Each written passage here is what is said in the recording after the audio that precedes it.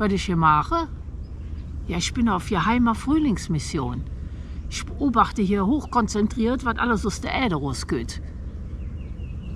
Ja, das weiß ich auch, dass wir jetzt schon Mai haben. Das steht im Kalender, auch bei uns, dass am 21. März der Frühling anfängt. Aber hallo, wir sind in Kanada. Am 21. März ist hier alles noch unter Eis und Schnee. Ja, bei uns geht das jetzt später. Der Winter dauert jetzt länger und dafür ist der Frühling ein bisschen flöcker vorbei. Und da muss man genau aufpassen, denn sobald der Schnee geschmolzen ist, da kommen die ersten Frühlingsboten. Und wenn man da nicht richtig hinguckt, hat man die verpasst. Und das wäre doch schade, weil die sind wirklich so schön. Wir haben hier in Kanada so schöne kleine Wildblumen, die im Frühjahr kurz rauskommen, den Wald verschönern und dann sind sie wieder fort. Und dann musst du wieder ein Jahr warten. Ja, und da passe ich aber auf hier. Ich verpasse hier keine Pflanze. Ich liege auf der Lauer. Oh ja.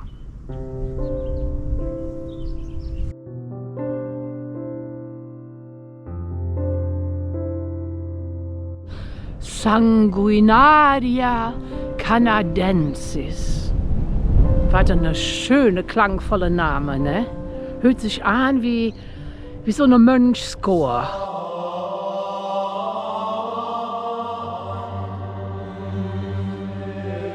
Und diese Sanguinaria canadensis ist eine echte Frühlingsdiva.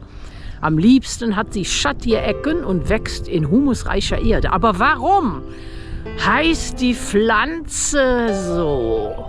Zu Deutsch Blutwurz. Was ein hässlicher Name in Deutsch, ne? Wo die doch so schöne, strahlende, weiße Blümchen hat. Und güldene Staubgefäße.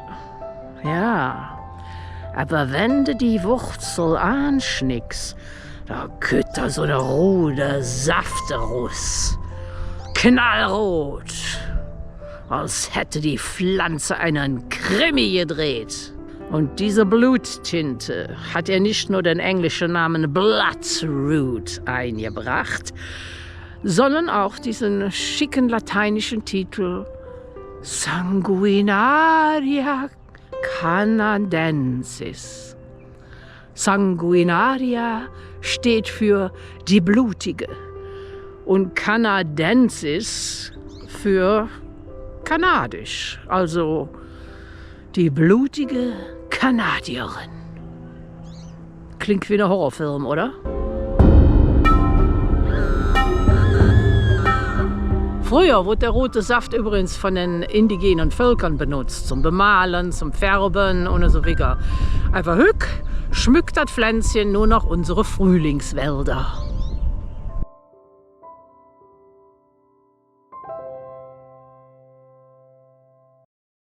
Zierlich und zurückhaltend ist unterdessen die Hepatica, das Leberblümchen.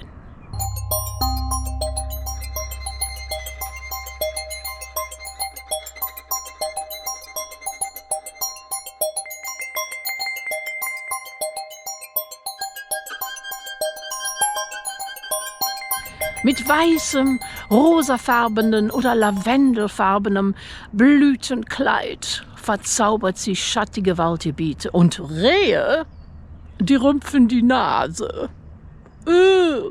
Hepatica.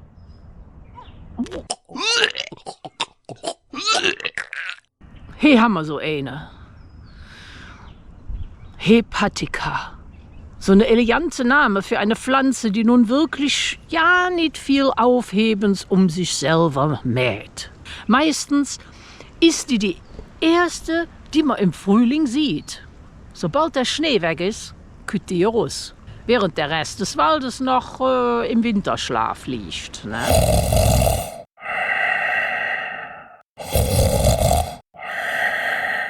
Der Name Hepatica kommt übrigens von dem griechischen Wort Hepa, die Leber. Warum?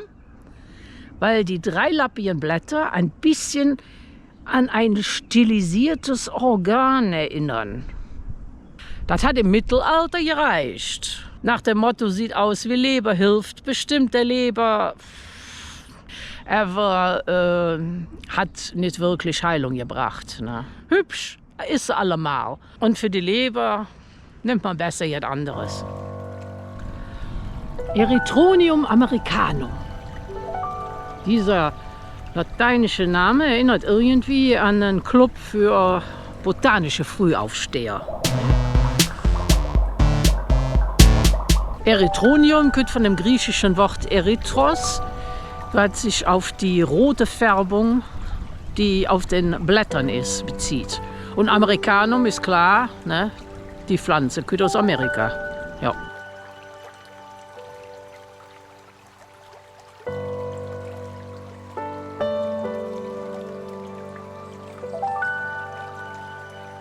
Und warum heißt die Pflanze auf Deutsch Forellenlilie?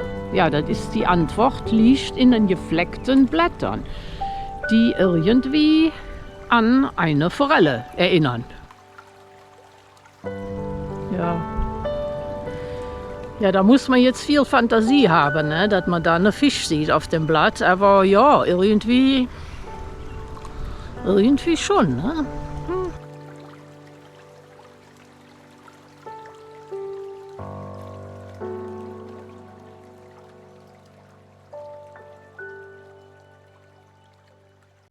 Und dann jede noch so viel andere wilde Frühlingsblumen, die hier im Frühling erwachen. Die Sumpfdotterblume zum Beispiel. Die liebt die Feuchtgebiete so. Immer wenn man irgendwo am Flüsschen oder an einem Gewässer vorbeigeht, dann sieht man die. Der kanadische Ingwer mit seinen versteckten Blüten. Die entdeckt man erst, wenn man genau hinschaut. Hat übrigens überhaupt nichts mit dem Ingwer zu tun, den man so im Geschäft und in der Küche braucht. Das Glockenblümchen, das hat er ja bei euch auch. Bei uns sind es da ganz verschiedene Arten. Der Zahnwurz. Oh, bleich und geheimnisvoll. Ein kleiner Blumenvampir, der sich an die Wurzeln der Bäume anzapft und deren Nährstoffe raussaugt. Hier noch die Frühlingsschönheit. Also, die hat ihren Namen wirklich verdient. So schön, wie die ist.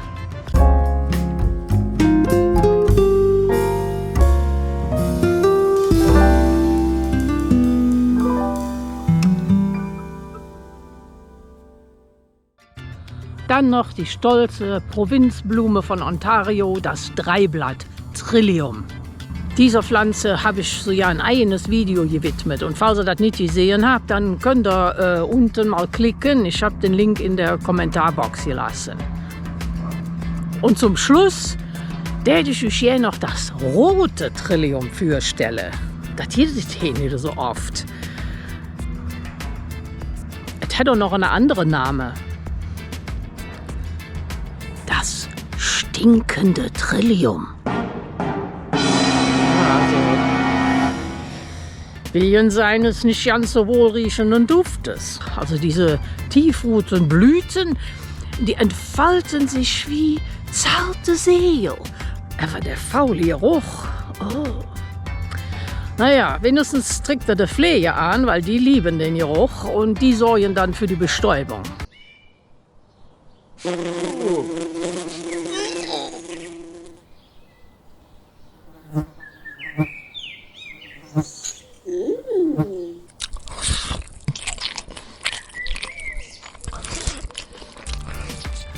Ja, das war es von den wilden Frühlingsblumen in Kanada. Ich hoffe, euch haben die Blümchen gefallen.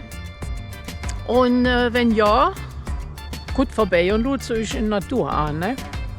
Also, bis dann, macht gut. Tschüss.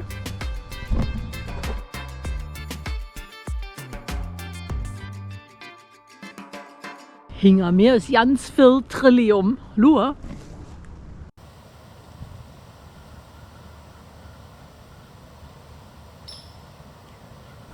Also weißes Trillium kennt man ja hier. Das ist ja in jedem Wald im Frühling. Aber ich sehe hier gerade, die haben auch rosa Trillium. Das habe ich allerdings noch nie gesehen. Rosa. Oh, hier. Komm. Oh, vergiss mich nicht. Oh.